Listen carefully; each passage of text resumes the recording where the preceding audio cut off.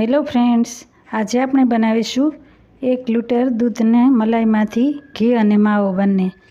તો અહીંયા મેં 1 લીટર દૂધની મલાઈ અને સાથે સાથે 1 કપ જેટલું દૂધ પણ લીધું છે। આપણે એને ગરમ કરવા રાખીશું।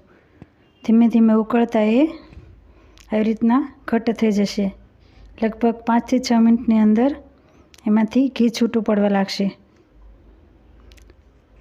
આ બનાવતી વખતે આપણે ગેસની ફ્લેમ લો રાખવાની છે, જેથી આ ઘી જ્યારે બને ત્યારે એકદમ દાજી ન જાય અને માવાનો કલર એકદમ વ્હાઈટ રહે। તો ઘી આમાં છૂટું પડવા લાગ્યું છે અને માવો પણ તૈયાર થઈ ગયો છે। આ જે મલાઈનું ઘી બને છે એનો કલર એકદમ વ્હાઈટ હોય છે। હવે આપણે એને ગાળી લીધું તો આ ઘી છે અને આ ગળણીમાં છે એ માવો છે, પરંતુ આપણે આ એકદમ ફ્રેશ મલાઈમાંથી જ બનાવવાનું છે, નહીંતર આ માવામાં સ્મેલ આવી જાય। તો એકદમ ફ્રેશ દૂધની મલાઈ હોય ત્યારે આ માવો એકદમ સરસ બને, જેને આપણે કોઈ પણ રેસીપીમાં ઉપયોગ કરી શકીએ। તો તૈયાર છે આપણું મલાઈમાંથી બનેલું ઘી અને માવો। તો એકવાર જરૂરથી ટ્રાય કરજો। ફરી મળીશું એક નવા વિડીયો સાથે। ત્યાં સુધી જય હિન્દ, જય ભારત। Thank you.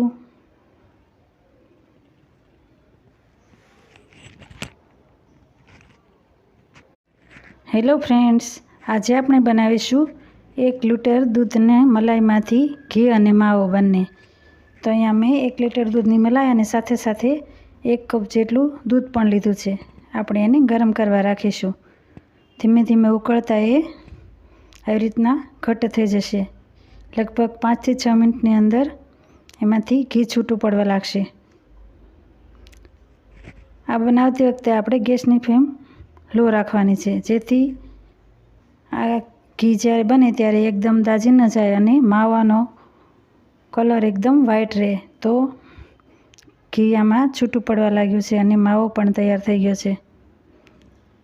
આ જે મલાઈનું ઘી બને છે એનો કલર એકદમ વ્હાઈટ હોય છે। હવે આપણે એને ગાળી લીધું તો આ ઘી છે અને આ ગળણીમાં છે એ માવો છે, પરંતુ આપણે આ એકદમ ફ્રેશ મલાઈમાંથી જ બનાવવાનું છે, નહીંતર આ માવામાં સ્મેલ આવી જાય। તો એકદમ ફ્રેશ દૂધની મલાઈ હોય ત્યારે આ માવો એકદમ સરસ બને, જેને આપણે કોઈ પણ રેસીપીમાં ઉપયોગ કરી શકીએ। તો તૈયાર છે આપણું મલાઈમાંથી બનેલું ઘી અને માવો।